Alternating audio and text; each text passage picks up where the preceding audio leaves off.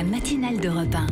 Nico Saliagas. Et tout de suite, l'édito écho de Nicolas Barré. Nico Saliagas. Bonjour Nicolas Barré. Bonjour Nikos. Vous êtes le directeur de la rédaction des Échos. Bonne semaine. C'est aujourd'hui que s'ouvre en Allemagne le procès de Volkswagen, mis en cause pour avoir triché sur ses émissions de CO2. Et au travers de ce procès, on peut dire que c'est toute l'industrie qui est visée. Oui, d'ailleurs, tout est hors norme. Dans ce procès, Volkswagen a reconnu avoir truqué 11 millions de moteurs diesel. Le scandale lui a déjà coûté 25 milliards d'euros. On a dû installer le tribunal dans une salle de congrès tellement il y a de monde.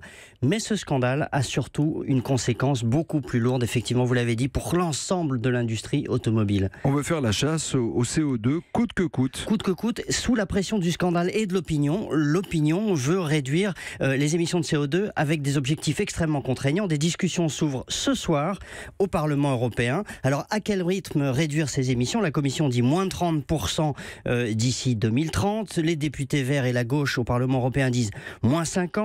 Les constructeurs s'étranglent. Pour eux, moins 20%, ce serait déjà très bien.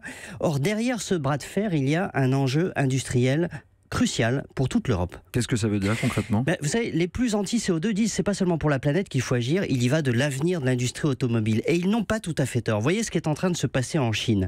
Le parti s'est donné un objectif. L'industrie automobile, qui est née en Europe au XXe siècle, sera chinoise et électrique au XXIe siècle. Alors Pékin a fixé un quota de voitures électriques qui augmente d'année en année et l'industrie doit suivre à marche forcée. Ça, c'est l'avantage d'un régime autoritaire.